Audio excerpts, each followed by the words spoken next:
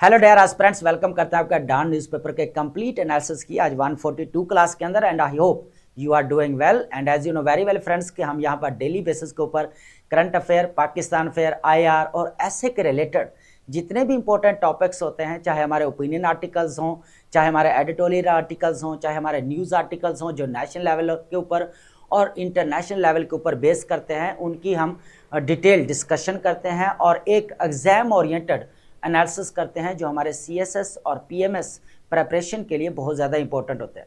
तो फ्रेंड्स, जो हमारे डॉन न्यूज़पेपर का एनालिसिस रहने वाला है फॉर द होल ईयर रहेगा 2026। इसके अंदर जितने भी हमारे एस्पिरेंट्स हैं वो अपने सीएसएस 2027 के लिए, और जितने भी हमारे पीएमएस एस्पिरेंट्स हैं, चाहे केपीके के हैं, बलूचिस्तान के हैं, सिंध के हैं, पंजाब के हैं, तो वो भी अपनी न्यू अपडेट्स या न्यू डेवलपमेंट्स यहाँ पर कवर कर सकते हैं दोस्तों, जो हमें 2026 के अंदर नेशनल लेवल के ऊपर, रीजनल लेवल के ऊपर और ग्लोबल लेवल के ऊपर होती हुई नज़र आ रही है।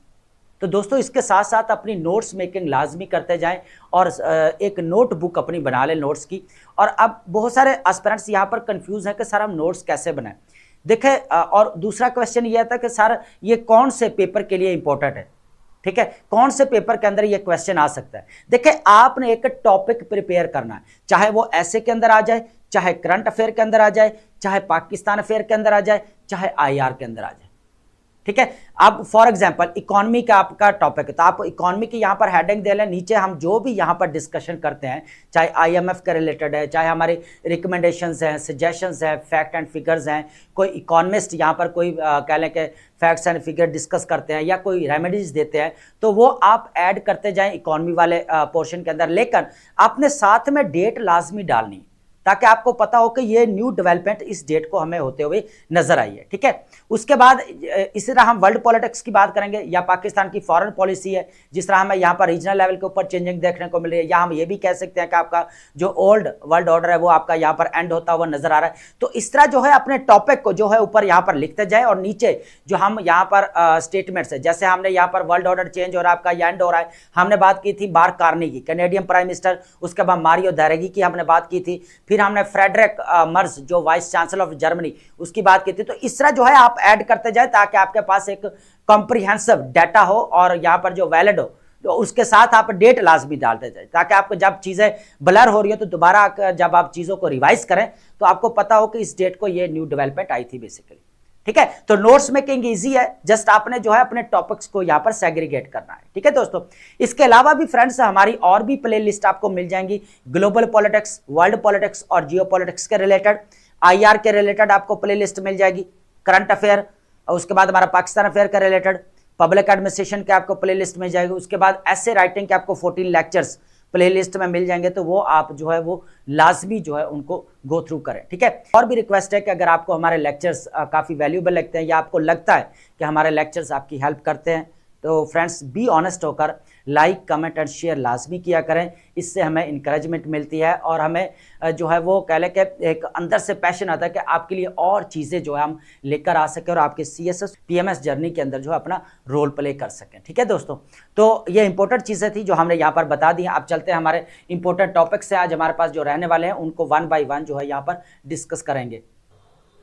लेकिन दोस्तों, इसको डिस्कस करने से पहले एक राल्फ वाल्डो एमर्सन जो हमें अमेरिकन एसेइस्ट और पोएट नजर आते हैं, वो एक स्टेटमेंट बड़ी इंपॉर्टेंट कहते हैं। वो कहते हैं कि life is a journey not a destination.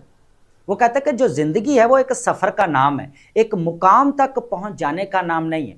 For example, आप सीएसएस पीएमएस की प्रिपरेशन कर रहे हैं, ठीक है, आपको लगता है कि हमने सीएसपी बनना है, आपने अपनी अपनी डेस्टिनेशन बनाई हुई, ठीक है। क्या आपको जब आप सीएसपी बन जाएंगे तो क्या आपकी डेस्टिनेशन यहाँ पर खत्म हो जाएगी, आपकी लाइफ यहाँ पर खत्म हो जाएगी? नहीं ना। तो इस तरह क्या होता है कि लाइफ के अंदर जो पूरी एक जर्नी है उसके अंदर हम बहुत सारे अचीवमेंट्स भी देखते हैं, अपनी बहुत सारे इश्यूज, चैलेंजेस भी फेस करना पड़ते हैं, हम इसके अंदर अपनी एफर्ट्स भी लगाते हैं, स्ट्रगल्स भी हमें नजर आती हैं। तो एक इसके अंदर जो पूरा सफ़र है, इसके अंदर हम कह लें कि बहुत सारी चीज़ों को एक्सपीरियंस करते हैं, ठीक है। मैंने पहले भी एग्जांपल दी कि आप सीएसपी बन जाते हैं तो आपके फिर जो है और ज़्यादा ख्वाहिशात बन जाएंगे। आप बोलेंगे हमें अब 18 ग्रेड्स मिल जाए, ठीक है, 19 ग्रेड मिल जाए, 19, उसके बाद आपको 20, फिर आपकी और ज़्यादा जो है यहाँ पर जो है वो कह लें कि ख्वाहिशात बढ़ती जाती है। या आप कहते हैं मेरी डेस्टिनेशन यहाँ तक है, फिर आप बोलते हैं हमारी प्रमोशन इस जगह पे हो जाए, ठीक है। तो अगर देखा जाए तो जिंदगी जो है एक मुकाम तक पहुंचने का नाम नहीं है कि अगर आप बोले कि हम सीएसपी बन जाए, अगर बस हमारी जिंदगी यहां तक है, हम अपने मुकाम तक पहुंचेंगे। ठीक है, हाँ आप अपने गोल जरूर बनाएं लाइफ के अंदर कि मैंने ये गोल सेट किया हुआ है, पहले मैंने इस गोल को अचीव करना है, देन फिर जो है वो मैं नेक्स्ट जो है यहां पर मूव करूंगा। तो इस तरह ये बेसिकली इंपॉर्टेंट थी हमारे पास स्टेटमेंट जो हमने डिस्कस की। अब चलते हैं हमारे ओपिनियन आर्टिकल्स की तरफ दोस्तों, और उसके साथ साथ हमारे पास न्यूज आर्टिकल्स भी रहने वाले हैं। ठीक है, सबसे पहले अगर देखा जाए तो हमारे पास जो ओपिनियन आर्टिकल्स है दोस्तों, addressing Trump's curiosity an analytical outline of historical, ideological and cultural, बहुत ही इंपॉर्टेंट है। इन केस ऑफ ईरान हम बात करने वाले हैं। ठीक है, अभी जो ईरान और जो यूएसए के दरमियान में हमें टसल देखने को मिल रही है, इंपॉर्टेंट चीज ये है यहां पर जो कही जा रही, जो ट्रंप के अंदर एक हमें जो है क्यूरियोसिटी नजर आती है कि अभी तक जो है ईरान ने घुटने क्यों नहीं टेके या सरेंडर क्यों नहीं किए। ठीक है, बात यहां तक नहीं है कि हम जो है यहां पर डिस्कस करने वाले हैं ईरान को कि अभी तक घुटने क्यों नहीं टेके, तो उसके पीछे अभी क्या रीजंस हैं, क्या वो डिमांड्स हैं, वो सारी चीजें डिस्कस कर चुके हैं।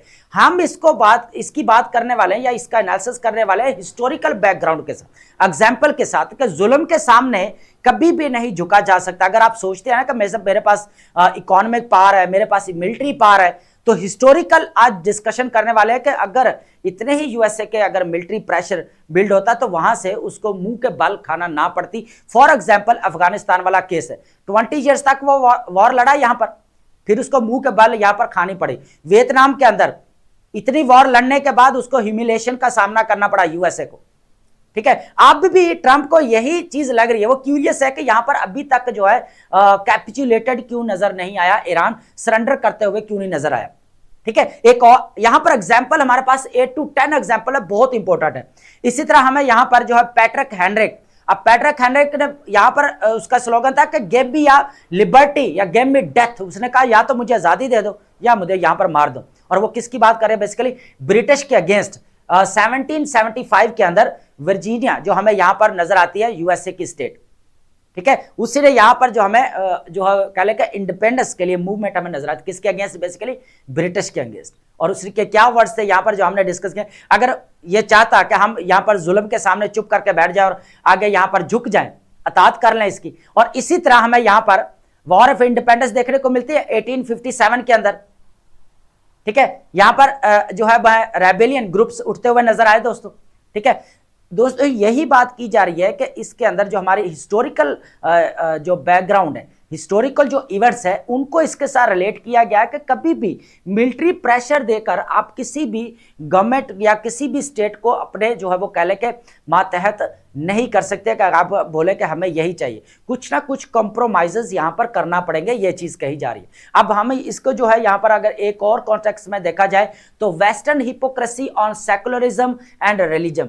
अब एक देखा जाए तो यूएसए जो है वो कह लें कि सेकुलरिज्म या रिलीजन की बेस के ऊपर जो है किसी स्टेट को अपना सबमिसिव नहीं बनाता, बल्कि उसके पीछे क्या है, स्ट्रेटेजिक और इकोनॉमिक सेल्फ इंटरेस्ट यूएसए के नजर आते हैं। हमें एट द सेम टाइम यहां पर सेकुलर स्टेट्स के भी जो लीडर है वो भी यहां पर टॉपल होते हुए नजर आए। उसके बाद यहां पर रिलीजियस डिक्टेटर्स है, उनको भी यहां पर सपोर्ट करते हुए हमें नजर आए, जो वेस्टर्न ने सपोर्ट किया। दोस्तों इसके अंदर काफी इंपॉर्टेंट इवेंट्स हैं जिनको हम यहाँ पर जो है डिस्कस करने वाले हैं, केस स्टडी भी आप कह सकते हैं या एग्जांपल भी हम कह सकते हैं। यहाँ पर सेकंड हमारे पास है PM Shahbaz Sharif and Qatar for 2 day official visit, regional diplomacy. यहां पर अभी आपको पता है कि 19 फेब को क्या हुआ था कि वाशिंगटन के अंदर जो हमें यहाँ पर बोपी की फर्स्ट मीटिंग देखने को मिलती है, और फौरन बाद हमें यहाँ पर जो है वो कह ले कि prime minister of Pakistan Shahbaz Sharif साहब का यहाँ पर विजिट नजर आता है कतर का। तो रीजनल डिप्लोमेसी ये इंपॉर्टेंट हमारे पास रहेगा। थर्ड हमारे पास है यहां पर global security order shifting rapidly, UN chief warns geopolitical analysis रहेगा, UN warns of global instability. यहां पर 3 to 4 लीडर्स की स्टेटमेंट्स को याद रखना बहुत ज्यादा इंपॉर्टेंट है, आप इसको नोट डाउन कर लें। सबसे पहले हमने यहां पर डिस्कशन की थी मार्क कार्नी की, जो कनेडियन प्राइम मिनिस्टर थे।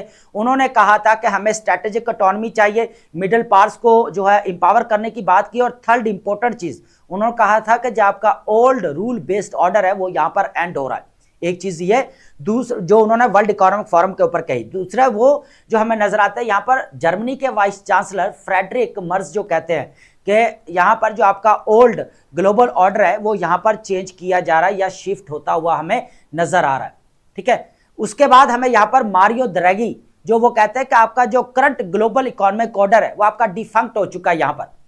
और आज जो हमारी डिस्कशन रहने वाली इसके अंदर यहां पर बात करने वाले एंटोनियो गुटेरेस ने जो यहां पर स्टेटमेंट्स दिए वो बहुत इंपॉर्टेंट है दोस्तों। उसके बाद हमें यहां पर ह्यूमन राइट्स के जो चीफ नजर आते हैं वोकर टर्क, उनकी भी यहां पर देखने का, वोकर टर्क ने बेसिकली यहां पर क्या कहा, सॉरी वो उन्होंने क्या स्टेटमेंट दी है ये भी देखेंगे कि ग्लोबल इंस्टेबिलिटी के अंदर उन्होंने भी यहां पर काफी इंपॉर्टेंट स्टेटमेंट दिया और ये नोट करने वाली। उसके बाद हमारे पास है 4th नंबर पर है ट्रंप इज इधर अ ट्रेटर और एक्सेप्शनल। यहां पर देखने वाले हैं या तो यहां पर कहा जा रहा है कि ट्रंप गद्दार है या फिर वो कोई गैर मामूली लीडर लगता है। ये कौन कह रहा है बेसिकली, यहां पर वेंसा कह रहा है। वेंसा कौन है, यहां पर आपके फॉर्मर प्रेसिडेंट है पोलैंड के, 1990 से लेकर 1995 तक ये रहते हैं, ठीक है। इन्होंने बेसिकली कहा है ट्रंप के बारे में या तो ये गद्दार है या फिर ये गैर मामूली। ये किसके केस में बेसिकली कहा जा रहा है, यूक्रेन और रशिया के मामले में, ठीक है।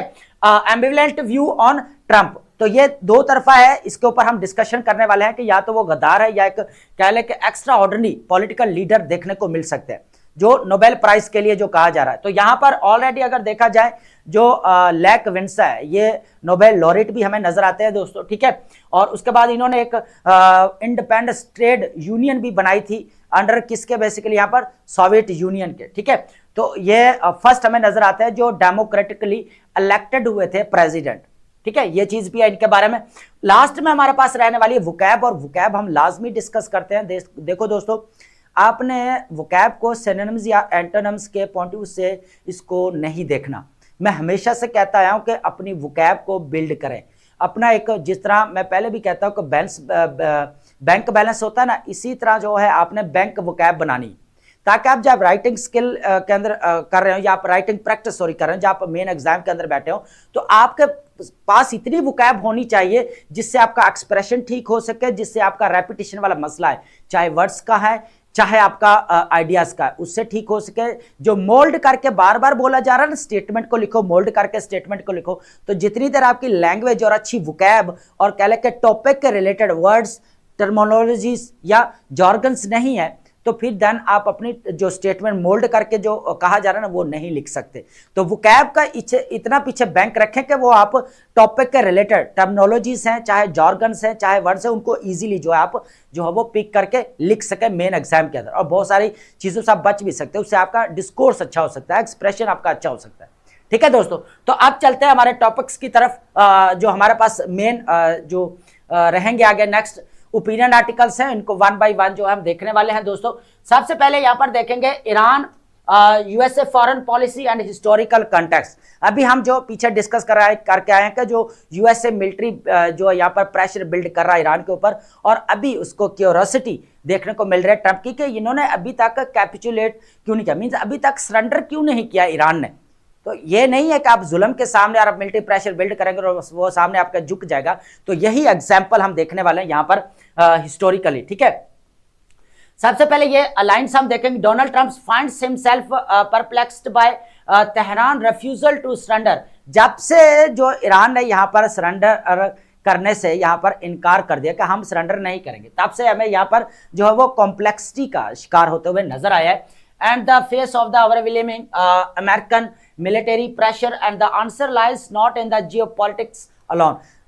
क्वेश्चन ये है कि जियोपॉलिटिकली जो है ये अपने आप को सरेंडर नहीं कर, बल्कि क्या है यहाँ पर, but in the centuries of the defined resistance, बल्कि हमें ये जो इनकार लग रहा है ये सेंचुरी से लग रहा है, डेकेड टू डेकेड्स, ठीक है। अगर देखा जाए spirit the USA president fundamentally misunderstands, ठीक है, यही वो स्पिरिट है जिसको अभी जो है वो यूएसए के प्रेसिडेंट जो है वो इसको कह ले के समझ नहीं पा रहे। इनको मिसअंडरस्टैंडिंग है कि मैं मिलिट्री प्रेशर बिल्ड करके यहाँ पर किसी को अपने मातहत बना लूंगा, कुछ ना कुछ इनको भी कॉम्प्रोमाइज करना पड़ेगा। अगर मेन पॉइंट्स एट ग्लांस की बात करेंगे तो इसके अंदर हमारे पास सबसे पहले हिस्टोरिकली अगर देखा जाए कि अगर आप किसी को मिलिट्री प्रेशर बिल्ड करके या आप उसके ऊपर जुल्म और सितम करके या उसको आप कंट्रोल करके जो अपने मातहत बना लेंगे, तो ऐसा कभी भी पॉसिबल नहीं हुआ, जो हम यहाँ पर हिस्टोरिकल डिस्कस करने वाले। सबसे पहले देखा जाए historical tradition of the defiance over surrender. अगर देखा जाए जिस तरह हमें हिस्टोरिकल केस स्टडी मिलते हैं, throughout history peoples and individuals have chosen death over the subjugation. हमेशा से लोगों ने यहां पर किसी के कब्जे में जाने या जुल्मों सितम के सामने नहीं घुटने टेके, हमेशा उन्होंने क्या किया, अपनी डेथ को यहां पर एक्सेप्ट किया। और यही केस स्टडी मिलता है हमें जो है हुसैन इब्न अली का, जो यहां पर यजीद के जुल्म सितम के सामने नहीं झुकते। ये इंपॉर्टेंट यहां पर है, इसी के अंदर है ना, लास्ट में उसको भी डिस्कस करेंगे। A principle Iran leadership embodies this is not irrational, it is a deeply rooted ideological stance हमें देखने को मिलता है। सबसे पहले केस स्टडी हमारे पास रहेगा पैट्रिक हेनरी। पैट्रिक हेनरी यहां पर 1775 के अंदर क्या कहता है, गिव मी लिबर्टी और गिव मी डेथ। वो कहता है या तो मुझे मौत दे दो भाई, या मुझे आजादी दे दो, एक काम करो। और ये क्या क्या किया था इन्होंने, rallied Virginia to join American revolution against Britain. उसको उस वक्त पता है आपको, तो सारा जो ब्रिटिश रूल कर रहा था यहाँ पर अमेरिका, कुछ यहाँ पर फ्रांस ने कॉलोनीज बनाई थी, कुछ स्पेन ने बनाई थी, और जो यहाँ पर हमें 13 मेन देखने को मिल रही हैं वो ब्रिटिश ने बनाई थी, जिन्होंने यहाँ पर जो है वो आज़ादी हासिल की, 13 जो है वो 13 स्टेट्स ने मिलकर। अगर देखा जाए नेक्स्ट हमारे पास केस स्टडी है इंडियन रेबिलियन ऑफ 1857। अब देखें जब यहाँ पर हमें देखने को मिलती है, उस वक्त भी जो है वॉर ऑफ इंडिपेंडेंस हमें देखने को मिलती है, ठीक है। हाँ, Henry's call echoed across the continents as Indian rebels rose against British colonial rule. ये भी देखें, अगर जुल्म सितम आप सहकर सामने घुटने टेक देते हैं और आप समझ लेते हैं कि हम आपके मातहत बना लेंगे आपको, तो ऐसा पॉसिबल नहीं है, कहीं ना कहीं पे तो आवाज उठेगी ना। अब नेक्स्ट हमारे पास केस स्टडी क्या है इसका, रेशल क्यूरी की बात कर रहे हैं 2003 के अंदर। ये बेसिकली 23 ईयर ओल्ड अमेरिकन हमें पीस एक्टिविस्ट नजर आते हैं, जो जिनको बेसिकली क्रश कर दिया गया था इजराइल बिल्डोजर की तरफ से। और ये क्या कर रहे थे यहाँ पर, जो है वो पैलेस्टीनियंस जितने थे उनके जो है घरों को बचाने की कोशिश कर रहे थे, उनको बच्चों को बचाने की कोशिश कर रहे थे, लेकिन अनफॉर्चुनेटली इनको यहाँ पर क्रश कर दिया गया। लेकिन अगर यह भी रफा के अंदर, रफा जो है पैलेस्टाइन का सिटी है, जहाँ पे अभी जो है वो 5 सेक्टर जो है यहाँ पर हमें देखने को मिल रहा है, जहाँ पे सिक्योरिटी जो है वो कह लें कि यहाँ पर सिक्योरिटी इंप्लीमेंट या इन्फोर्समेंट की जाएगी, जो ISF की बात कर रहे थे हम बोपी के अंदर, ठीक है। उसके बाद हमारे पास जो नेक्स्ट रहने वाला है यहाँ पर the proven fallacy of American, इस चीज को देखेंगे यहाँ पर, अमेरिकन इनविंसिबिलिटी की यहाँ पर बात देखने वाली, ये बहुत इंपॉर्टेंट है दोस्तों, कि Washington track record of military interventions demonstrates that superior fire power does not guarantee submission और लास्टिंग विक्ट्री। जिस तरह यहाँ पर USA अपनी मिलिट्री प्रेशर बिल्ड करता रहा, ठीक है, लेकिन इसमें कोई गारंटी नहीं है कि लोग इसके सामने झुकेंगे, इसकी बात मान लेंगे, ठीक है। और ये कोई लॉन्ग लास्टिंग भी विक्ट्री नजर नहीं आती। सबसे पहले हमारे पास केस स्टडी रहने वाला है Vietnam. Decades of the bombing could not break Vietnamese resistance and the USA withdrew in humiliation. आखिरकार जो है यहाँ पर ह्यूमिलेशन का सामना करना पड़ा USA को। उसके बाद सेकंड है Afghanistan 2001 to 2021, 20 years of the occupation ended with an ignominious American escape from the Kabul। यहां पर भी मुंह के बल उनको खानी पड़ी और यहां से उनको वापस जाना पड़ा। उसके बाद है इराक रजीम चेंज की बात करेंगे। टॉपलिंग सदर सदाम हुसैन को यहां पर जो है टॉपल किया गया, प्रोड्यूस्ड नॉट स्टेबिलिटी। वहां फिर भी जो है स्टेबिलिटी कायम नहीं कर सके। अगर बोला ना कि हम यहाँ पर जो है वो मिलिट्री प्रेशर बिल्ड करके, टॉपल करके, रजीम चेंज करके जो है यहाँ पर स्टेबिलिटी ले आएंगे, तो वो फिर भी नहीं आई। उल्टा क्या हुआ यहाँ पर, क्योस सेक्टेरियन वॉर शुरू हो गई। यहाँ पर द राइज ऑफ ISIS हमें यहाँ पर देखने को मिला, इस्लामिक स्टेट, है ना। तो ये सारे हमें ग्रुप हमें यहाँ पर एस्केलेट होते हुए नजर आए, ठीक है। तो मिलिट्री प्रेशर से अगर वो बोल रहा है हम किसी को झुका लेंगे, तो वो हमारे पास ये एग्जाम्पल्स हैं, हिस्टोरिकल देख रहे हैं। द आइडियोलॉजिकल फाउंडेशन की बात की जाए ऑफ 1979 इरानियन रेवोल्यूशन की बात करेंगे यहाँ पर दोस्तों, ठीक है। इसके अंदर क्या हुआ कि the revolution survival against internal and external enemies forced a resilient state ideology. यहाँ पर जो हमें नजर आती है, सबसे इंपॉर्टेंट चीज है यहाँ पर state ideology that can not be bought of या बम्प्ड अवे। जस्ट इसको तबाह नहीं किया जा सकता, खरीदा नहीं जा सकता, ठीक है। सबसे पहले अगर देखा जाए इरानियन रेवोल्यूशन का ओरिजिन देखेंगे सबसे पहले, ठीक है। हिस्टोरिकल अगर देखा जाए सबसे पहले, तो यहाँ पर हमें जो वो शाह नजर आते हैं, ठीक है, ईरान के, जो प्रो वेस्टर्न नजर आते हैं। जो अभी उनके बेटे हमें नजर आते हैं मोहम्मद रिजा पहलवी, ठीक है, वो भी काफी जो है यहाँ पर मुतरक हुए नजर आते हैं, जो प्रोटेस्टर्स को कहा जा रहा है कि वो यहाँ पर हेल्प कर रहे हैं ईरान के अंदर, ये चीज कही जा रही है। ठीक है, अगर देखा जाए secular origin, the revolution was initially lead by the pro Soviet तोडे पार्टी। अब ये जो हमें सोवियत तोडे पार्टी नजर आती है, ये 1970 के अंदर देखने को मिलती है, और ये सेकुलर है। ठीक है, जहां से ओरिजिन होता है, ईरानियन रेवोल्यूशन की बात कर रहे हैं। प्रो चाइना मुजाहिदीन खालिक, ठीक है, और ये हमारे पास सेकंड है, और ये कब बेसिकली 1965 के अंदर बनते हुए नजर आती है। अब ये सेकुलर है, ठीक है, और बाद में ये प्रो चाइनीज वाले जो है ना, यहाँ पर जो बैक ये हमें नजर आते हैं, जो इनको जो है क्या किया जाता है बेसिकली, यहाँ पर जो Tudeh leaders were imprisoned and pro western figures like Benny Sanders and Philit, उनको यहाँ से भगा दिया जाता है। ठीक है, अब होकर खमेनाई कंसोलिडेशन, यही वो यहाँ पर सेकुलर ओरिजिन था जिसने क्या किया, अयातुल्लाह खमेनाई को जो है यहाँ पर क्या किया, इंपावर किया या कंसोलिडेट किया।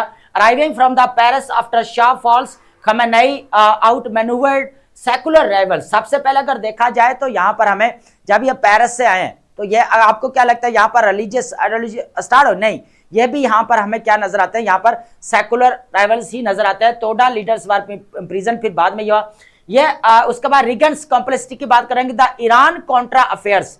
ठीक है, अब सबसे पहले ओरिजिन क्या था, यहाँ पर सेकुलर। कौन सी पार्टी हमें नजर आती है यहाँ पर, प्रो सोवियत तोडे, और उसके बाद प्रो चाइना हमें यहाँ पर मुजाहिदीन खालिक नजर आते हैं। ठीक है, जो बेसिकली बुनियाद बनते हैं यहाँ पर जो रेवोल्यूशन की, और इसके सबसे इंपॉर्टेंट चीज क्या है, यहाँ पर अयातुल्लाह खमेनी तो इसको यहाँ पर इंपावर करते हैं। ठीक है, और यहाँ से फिर जो ईरानियन रेवोल्यूशन हमें जो है एस्केलेट होता हुआ नजर आता है। रिगन कॉम्प्लेक्सिटी की बात करें तो ईरान कॉन्ट्रा अफेयर की बात करें तो ये 1985 टू 86 नजर आता है, जब यहाँ पर जो है रोनाल्ड रीगन सबसे ज्यादा हिस्ट्री में अगर देखा जाए ना, हमें आर्म्स रेस को एस्केलेट करते हुए नजर आता है यूएसए के। और ये रीगन जो बेसिकली यहाँ पर 14th जो हमें यहाँ पर प्रेसिडेंट नजर आते हैं, और ये आपके जो रहते हैं यहाँ पर 1981 से लेकर 89 तक हमें यहाँ पर देखने को मिलते हैं। ठीक है, और ये क्या करते हैं बेसिकली, ये कॉन्ट्रावेंट की बात कर रहे थे, ईरान कॉन्ट्रा अफेयर्स, तो यहाँ पर चोरी छुपे जो है यहाँ पर ईरान को जो है वेपन सेल करते हैं यहाँ पर। ठीक है, ये इंपॉर्टेंट है यह point. Rewarded Khamenei for the holding USA hostage. अब यूएसए क्या यहाँ पर जो सिटीजन्स है वो कितने हमें नजर आते हैं, तो 50 to 52 जो है, मैं यहाँ पर ईरानी स्टूडेंट्स बेसिकली इनको यरगमाली बना लेते हैं यूएसए सिटीजन्स को। ठीक है, ये भी नजर आता है। और यहाँ पर फिर क्या होता है, जिमी कार्टर जो है यहाँ पर फिर हार जाते हैं, उनको इलेक्शन हारना पड़ता है 1977 से लेकर 1981 तक हमें जो देखने को मिलते हैं दोस्तों। ठीक है, अब बात करते हैं यहाँ पर नेक्स्ट हमारे पास रहने वाले हैं western hypocrisy on secularism and उसके बाद हमारे पास है religion. The west regime preferences have never been principled. They are driven solely by strategic and economic self interest. इनको किसी से कोई लेना देना नहीं है कि भाई सामने वाला कौन से रिलीजन से, इनको एक ही है कि हमारे स्ट्रेटेजिक और इकोनॉमिक सेल्फ इंटरेस्ट पूरे होने चाहिए, ये इंपॉर्टेंट चीज है। अगर देखा जाए toppled secular regime Libya, Mohammed Gaddafi वाला आपके सामने केस है, सेकुलर है। उसके बाद है सीरिया, असद में नजर आता है, इराक सदर सद्दाम हुसैन। ठीक है, were all secular and the west destroyed them regardless. भेदभाव के इनको जो है यहां पर जो है तबाह कर दिया जाता है, डिस्ट्रॉय कर दिया जाता है। ठीक है, उसके बाद है बैक्ड रिलीजियस ऑटोक्रेट्स की बात की जाए तो Pakistan Zia-ul Haq received full western support despite Islamising the state. Islamisation हमें देखने को मिलती है पाकिस्तान के अंदर, लेकिन फिर भी क्या होता है, यहाँ पर वेस्टर्न सपोर्ट होती है। और यहाँ पर जो है हमें अफगानिस्तान के अंदर रशियन अटैक देखने को मिलता है जो 10 ईयर्स तक ऑलमोस्ट जारी रहता है। कोटेड मोदी की बात की जाए, शंड जो मनमोहन सिंह थे वो सेकुलर थे, उनको यहाँ पर शन किया गया। एंड इंडिया रिलीजियस रिवाइवलिस्ट, दोबारा मोदी को एक बार तो दूर फेंक दिया, फिर यहाँ पर साथ चिपका लिया। ठीक है, once back level back ball now embraced, पहले उसको पीछे गेंद की तरह फेंक दिया, अब उसको अपने गले लगा लिया। इसकी नरेंद्र मोदी की बात है। और secular Manmohan Singh was sideline, इसको जो है यहाँ पर साइडलाइन कर दिया गया जो सेकुलर था। ठीक है, तो उनको सेकुलर या रिलीजियस से कोई लेना देना नहीं, उनका काम है यहाँ पर स्ट्रेटेजिक और इकोनॉमिक इंटरेस्ट उनके फुलफिल हो। ठीक है, उसके बाद मुसद्दक की बात करेंगे। मुसद्दक बेसिकली यहाँ पर हमें नजर आते हैं first elected prime minister in Iran. ठीक है, जो 1953 के अंदर इनको भी टॉपल कर दिया जाता है यूएसए की तरफ से, और यहां पर अपने तहत जो काम करने वाले थे शाह, उनको यहां पर इंस्टॉल किया गया। ठीक है, ये चीज है। और मदुरो आपके सामने केस है अभी जो हमें नजर आता है यहाँ पर, तो उनको भी यहाँ पर जो है वो मिलिट्री प्रेशराइज करके यहाँ पर क्या किया गया, उनको कैप्चर किया। लेकिन वहाँ पर जो रजीम चेंज है वो अभी भी नहीं हुई, अभी भी हमें यहाँ पर सोशलिज्म देखने को मिल रहा है। ठीक है, ये चीज़ है। अब हमारे पास है नेक्स्ट लास्ट हमारे पास पॉइंट रहने वाला है दोस्तों, काफी इंपॉर्टेंट है, इसको भी ऐड कर लेते हैं यहाँ पर। Karbala paradigm martyrdom as a battle cry, इस चीज को देखने वाले। अब ये हिस्टोरिकल हम देख रहे हैं इसको। The deepest reason for the Iran resolve lies in the Shia Islam's founding narrative the 6080s AD battle of Karbala where Hussain ibn Ali chose death over the submission to the Yazid tyranny. यहाँ पर जुल्म सितम सहने की बजाय उसने अपनी death को कबूल किया, और यही चीज़ आज ईरान करते हुए में नजर आ रहा है। ये चीज़ बेसिकली कही जा रही है। पूरा अब आपको समझ आ गई होगी यहाँ पर।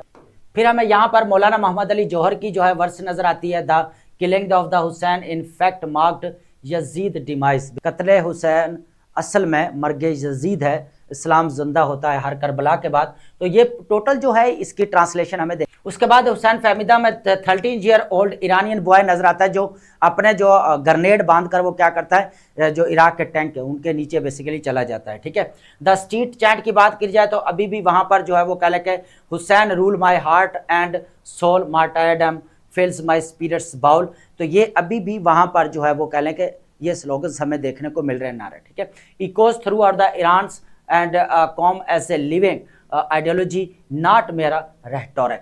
तो ये इंपॉर्टेंट हमें देखने को मिले कि ईरान के अंदर जो बात की जा रही है रजीम चेंज, तो वो कह रहे हैं कि हम डेथ कबूल कर लेंगे लेकिन यहां पर झुकेंगे नहीं। ठीक है, ये चीज बेसिकली कही जा रही है, जो हमने केस स्टडी डिस्कस किया कि मिलिट्री की बेस को, मिलिट्री पावर की बेस के ऊपर आप किसी को झुका नहीं सकते। ठीक है, तो सबसे पहले अगर देखा जाए तो स्ट्रेटेजिक मिसकैलकुलेशन जो ट्रंप साहब को, ये इस चीज को देखना पड़ेगा। ठीक है, तो सबसे पहले पल्फ और प्लेंडर जो यहाँ पर लूट मार हमें देखने को मिल रही है और मिलिट्री प्रेशर बिल्ड किया जा रहा है, ये सारी चीजें इकोनॉमिक प्रेशर वगैरह ये यहाँ पर काम नहीं करेगा। ठीक है, तो military superiority is not a same as the strategic victory. Vietnam, Afghanistan, Iraq already proved this.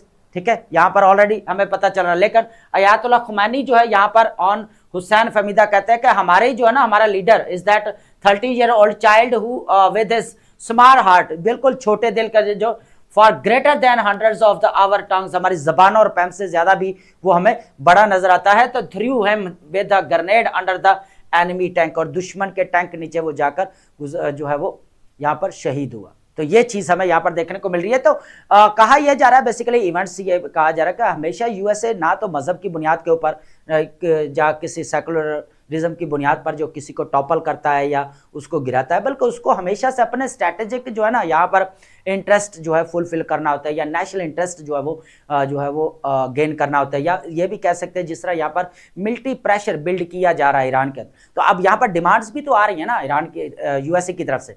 ठीक है, कि यहाँ पर जो हमारी डिमांड्स मानी जाए, लेकिन वो डिमांड्स नहीं मानी जा रही।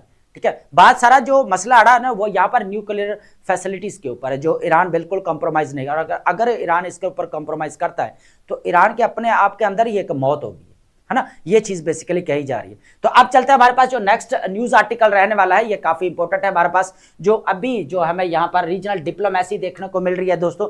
इस चीज को देखेंगे कि पीएम शहबाज शरीफ साहब in Qatar for 2 day visit हमें नजर आता है इनका। ठीक है, सबसे पहले देखेंगे कि पाकिस्तान एंगेजमेंट ट्रंप। ठीक है, तो ट्रंप के साथ वाले मैं अभी बता देता हूँ, बोपी को अभी ज्वाइन किया जो 19 फेब को हुआ, और इसके अंदर जो फंड्स की बात की गई। ठीक है, उसके बाद आईएसएफ की बात की गई, और पाकिस्तान के ओवरऑल अगर क्या बात होती है क्रिटिकल मिनरल्स के ऊपर लेकर बात हुई। यहाँ पर जो दोनों को यहाँ पर हमें इकोनॉमिक इंटरेस्ट भी नजर देखने को मिले। ठीक है, पाकिस्तान के भी और यूएसए के भी यहाँ पर देखा, और यूएसए की तरफ से ये भी कहा गया, कहते हैं जो पाकिस्तान है वो रीजनल पार्टनर है इन साउथ एशिया, और ये हमें नजर आता है पॉल कपूर की तरफ से वर्ड्स, और सेक्रेटरी ऑफ स्टेट जो यूएसए के मार्क रूबियो उनकी तरफ से भी ये चीजें देखने को मिलती है। तो ये ऑलरेडी हम इसके ऊपर बहुत सारी डिस्कशंस कर चुके हैं दोस्तों। ठीक है, बोपी का फ्यूचर क्या होगा, बोपी के साथ जो हमने लीगल फ्रेमवर्क सारी चीजें डिस्कस की है। बोपी का अभी जो मलिया लोधी साहिबा ने यहाँ पर लिखे जो स्मोक एंड मिरर्स, जो हमने कहा था कि हकीकत को छुपाना या धोखा दिया जा रहा है, बोपी के पीछे जो यहाँ पर फाइनेंशियल कमिटमेंट्स की गई, लेकिन ऑपरेशन रियलिटी क्या है पता नहीं है। आईएसएफ बनाई जा रही है, लेकिन ये नहीं पता कि सबसे पहले किसको डिसआर्म करना है, क्या निकालना, किसको इजरायली फोर्सेस को निकालना है या नहीं निकाला, वो भी चीज है।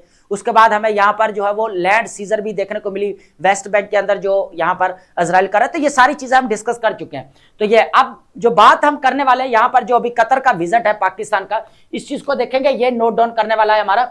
Strengthening ties with Qatar following the US visit, prime minister Shahbaz Sharif proceeded to Doha for 2-day visit, official visit, meeting with Qatar emir Sheikh Tamim bin Hamad Al Thani covered the full spectrum of bilateral relations. उसके में सबसे पहले अगर देखा जाए political engagement, economic collaboration, energy partnership, people to people exchange, exploring new avenues in trade, investment and main power export। तो ये important चीज है दोस्तों, ये आपने लाजमी नोट डाउन करनी है।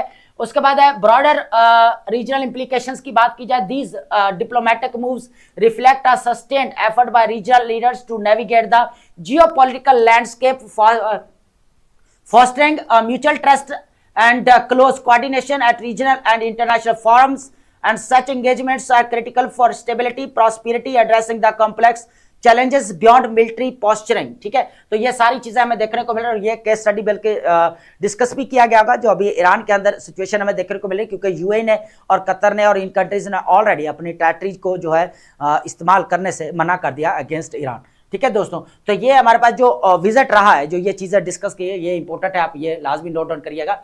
अब बात करेंगे यहाँ पर जियोपॉलिटिकल एनालिसिस, ये इंपॉर्टेंट दोस्तों हमारे पास है, यहाँ पर न्यूज आर्टिकल्स है, इसके अंदर जो स्टेटमेंट्स है, जो एंटोनियो गुतेरेस की स्टेटमेंट्स है, और यहाँ पर जो हमें नजर आती है ना, जो यूएन और ह्यूमन राइट्स चीफ वॉकर तुर्क की जो हमें यहाँ पर स्टेटमेंट्स नजर आती है, ये इंपॉर्टेंट है, लाजमी नोट डाउन करिए। मैंने लीडरशिप पहले गिनवा दी है, 4 to 5 लीडर्स है जिनकी स्टेटमेंट्स 2026 के अंदर बहुत ज्यादा इंपॉर्टेंट रहने वाली है, और वही हमें बार बार रिपीट होते हुए नजर आएंगी, पॉडकास्ट हो चाहे इंटरनेशनल मीडिया हो, कहीं पर भी हो।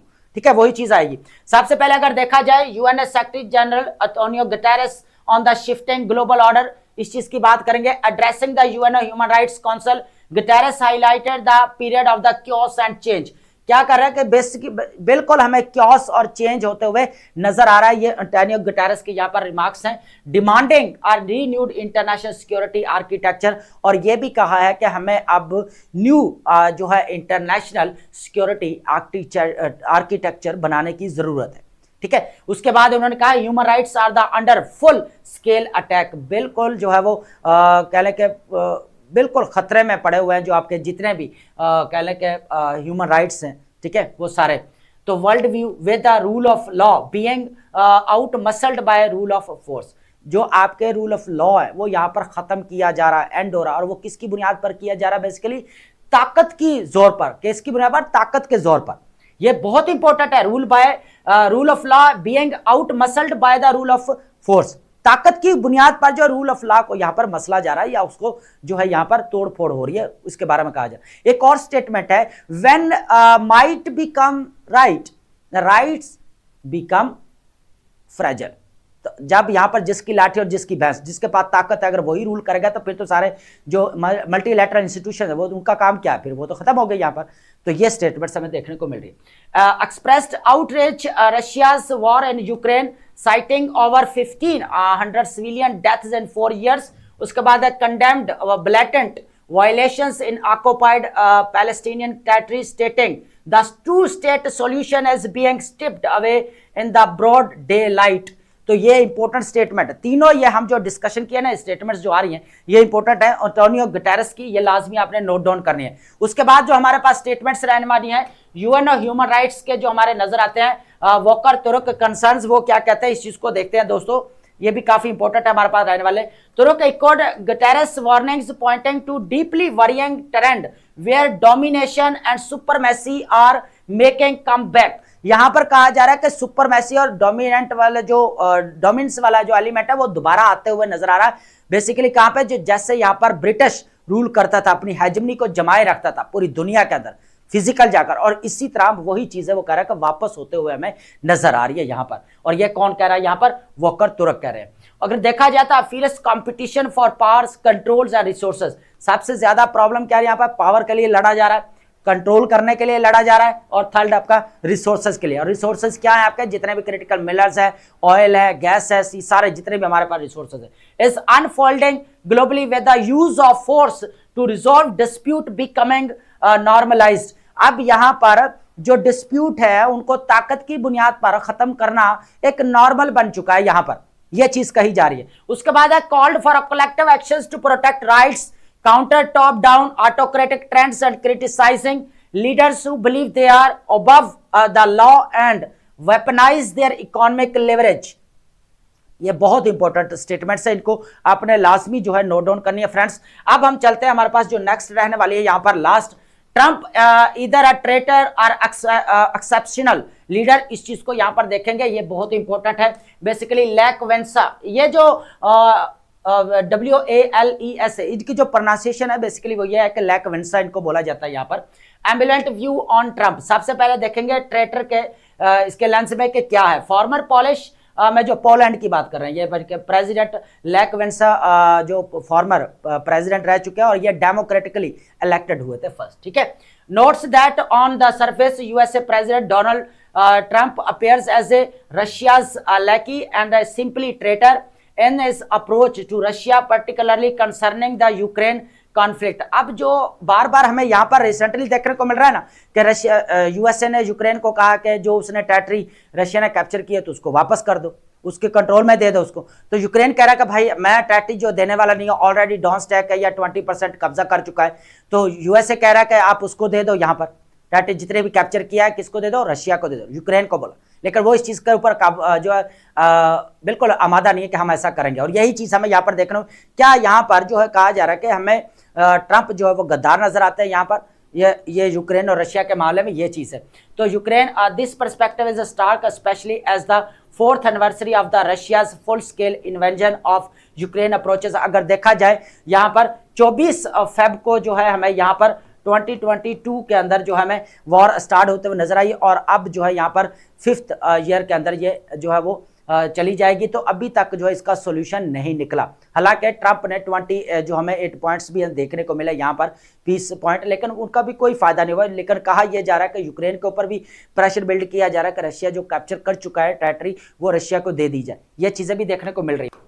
उसके बाद हमारे पास क्यूनिंग स्ट्रेटेजिस्ट थ्योरी की बात करेंगे तो alternatively Vance posits Trump could be an extremely intelligent political leader, ठीक है। ये इंपॉर्टेंट स्टेटमेंट लाजमी आपने नोट डाउन करनी है। He suggest that Trump's strategy might be to avoid pushing Russia president Vladimir Putin to use nuclear weapons, thereby buying time and compelling Europe to organize its defense without direct US involvement and to prevent global nuclear conflict। एक और भी चीज है, अगर यहाँ पर USA आगे बढ़ता है तो यहाँ पर जो है वो कह लें कि रशिया मजबूर हो जाएगा यहाँ पर न्यूक्लियर वेपन यूज करने के लिए, ठीक है। अब यहाँ पर स्ट्रेटजी क्या है कि यूएसए क्या कर रहा है, यूरोप को आगे कर रहा है कि यूरोप आगे आए और अगेंस्ट किसी को हो यहाँ पर जो है वो रशिया के, ताकि डायरेक्टली इसकी इन्वॉल्वमेंट अगर होती है तो यहाँ पर न्यूक्लियर वॉर हमें देखने को मिल सकती है। बेसिकली ये कहा जा रहा है, वेंसा ने ये कहा, ठीक है, कि ये कह लें कि यूएसए जो प्रेसिडेंट है डोनाल्ड ट्रंप वो निहायत ही इंटेलिजेंट पॉलिटिकल लीडर्स है कि जो है वो रशिया जो है न्यूक्लियर वेपन यहाँ पर यूज कर सकता है अगर ये डायरेक्टली यहाँ पर इन्वॉल्व होते हैं इस चीज के अंदर, ठीक है। तो यहाँ पर उनको एक तरफ सराहा भी जा रहा है और एक तरफ जिस तरह यहाँ पर वॉर लंबी होती जा रही है, जिस तरह यहाँ पर जो है वो प्रेशर बिल्ड किया जा रहा है, तो इस तरह जो लगता है कि ये एक ट्रेटर भी है, ठीक है। उसके बाद है वेंसा जो हमें नजर आता है, ऑलरेडी मैंने बताया कि ये नोबेल लॉरेट है। मैं यहाँ पर acknowledges that too early to जज, यहाँ पर which interpretation holds true though he implies exceptional Trump would merit a Nobel prize. अगर उनको लगता है कि यह वाकई ही कह ले कि इनके इंटेलिजेंट पॉलिटिकल लीडर हैं, एक्सेप्शनल है, तो इनको फिर जो है नोबेल प्राइज देना चाहिए। अदरवाइज अगर लगता है ये ट्रेटर है तो देन नहीं मिलना चाहिए, ये बात की जा रही है, ठीक है। जिस तरह इन्होंने न्यूक्लियर वॉर को रोका हुआ है कि अगर मैं डायरेक्टली इन्वॉल्व होता हूं इसके अंदर तो यहां पर रशिया के पास कोई ऑप्शन नहीं बचेगा सिर्फ न्यूक्लियर वेपन यूज करने के अलावा, ये कहा जा रहा है बेसिकली, ठीक है। He also expressed deep remorse, ठीक है, किसकी बात कर रहे हैं, regarding his past decision concerning Ukraine as Polish president he had a vision for Poland Ukraine to join European NATO too. हालांकि देखा जाए उस वक्त जो ये इनकी बात की जा रही है अब लैक विंसा जब यहाँ पर फर्स्ट प्रेसिडेंट बनते हैं तो इन्होंने यहाँ पर सॉलिडेरिटी जो हमें नजर आता है कि ट्रेड इंडिपेंडेंट ट्रेड यूनियन नजर आती है, जो फर्स्ट टाइम नजर आता है सोवियत यूनियन के ब्लॉक के अंदर हमें, और ये डेमोक्रेटिकली दोस्तों यहाँ पर इलेक्टेड होते हैं, ठीक है। तो ये उन्होंने कहा था कि मैं अगर सेकंड टर्म के लिए अगर प्रेसिडेंट बनता तो मैं जरूर यूरोपीय यूनियन और यहाँ पर नेटो को साथ काम करता और उसके साथ ज्वाइन करता उसको, ठीक है। तो but failures to secure second terms मेंट, ये ऑलरेडी हमने reflecting on post cold war era जो चल रहा है, Vance observe a global struggles for dominance among 3 primary blocs, the United States, Russia and China. यहां पर जो है वेंसन है पूरा दुनिया के अंदर अब 3 ब्लॉक, दुनिया को 3 ब्लॉक के अंदर डिवाइड करते हुए नजर आए। उन्होंने कहा जब सबसे पहले यूएसए का, फिर रशिया का, फिर चाइना का। अब तीनों जो है यहाँ पर हमें ग्लोबल पावर्स नजर आती हैं दोस्तों, और तीनों के बारे में ये बेसिकली कहा है कि जो डोमिनेंस की स्ट्रगल चल रही है, कंट्रोल, पावर कंट्रोल और इकोनॉमी के लिए, जो हम पीछे भी अभी डिस्कस कर रहे हैं, तो वो किसका यहाँ पर टोटली अगर देखा जाए तो वो कौन कर रहा है, यहाँ पर रशिया भी भाग रहा है, यूएसए सबसे ज्यादा है, चाइना भी उसके पीछे, ठीक है। तो ये हमारे पास इंपॉर्टेंट न्यूज आर्टिकल था, इसको आपने लाजमी नोट डाउन करना, जो इनकी स्टेटमेंट्स हैं दोस्तों, ठीक है। अब हम डिस्कस करेंगे, हमारे वोकैब है और वोकैब को हम लाजमी डिस्कस करते हैं, 1 बाय 1 जो है इसके वर्ड्स हम डिस्कस करेंगे दोस्तों। सबसे पहले हमारे पास क्या है, मर्क्यूरियल। मर्क्यूरियल का मतलब होता है चेंजिंग मूड क्विकली या अनप्रेडिक्टेबली, ठीक है। आप कह सकते हैं कि बहुत तेजी से जो है अपना रवैया तब्दील करने वाले को बोल सकते हैं आप, ठीक है। वोल्टाइल या फिकल बोल सकते हैं, जो अपना बार बार जो अपना रवैया तब्दील करता रहता है उसको बोल सकते हैं आप। आर्कीटाइप का मतलब था ओरिजिनल मॉडल या टिपिकल एग्जाम्पल, मिसाली नमूना आप कह सकते हैं, ठीक है। असली सांचा आप कह सकते हैं, प्रोटोटाइप या मॉडल। वेंडिटा का मतलब होता है यहाँ पर प्रोलॉन्ग्ड बिटर फ्यूड, ठीक है। लंबे अरसे तक जो आप अपने दिल के अंदर इंतकामी बदला लेकर बैठे हुए उसको बोला जाता है, ठीक है। फ्यूड या ग्रज, जो आप किसे बोलते हैं ना, ग्रज रखा हुआ है, इंतकामी बदला या झगड़ा करना है दोबारा, ठीक है। जॉजिंग का मतलब होता है ओवर चार्जिंग अनफेयरली, नामुनासिब तरीके से जो है ज्यादा चार्ज कर लेना, ठीक है। ओवर चार्जिंग या एक्सप्लॉयटेशन आप कह सकते हैं।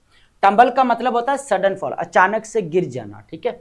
तो यहाँ पर फॉल या प्लंज इसको बोलते हैं। इंट्रिगिंग का मतलब होता है फैसिनेटिंग, ठीक है, दिलचस्पी पैदा करने वाला, ठीक है। राउजिंग क्यूरियोसिटी, जो तजस्सुस पैदा करने वाला था, ठीक है। फैसिनेटिंग या कैप्टिवेटिंग भी कह सकते हैं। स्क्वांडर्ड का मतलब होता है यहाँ पर वेस्टेड केयरलेसली, बिल्कुल कह ले के फजूल खर्च करना, बिल्कुल एहतियात ना करना खर्च करने में, वेस्टेड या डिसिपेटेड आप कह सकते हैं। इनविंसिबिलिटी आप कहते हैं कि इनएबिलिटी टू बी डिफीटेड, जिसको हराया ना जा सके, ना काबिल शिकस्त आप कह सकते हैं यहाँ पर। उसके बाद हमारे पास है अनबीटेबल या इनडिस्ट्रक्टेबल, आप इसको कह सकते हैं। नेक्स्ट हमारे पास जो वर्ड रहने वाला, वॉल्फ एंड प्लंडर का मतलब होता है money gain dishonestly and looted, नाजायज तरीके से जो है पैसा लूटा गया उसको बोला जाता है लूट या स्पॉइल्स आप कह सकते हैं।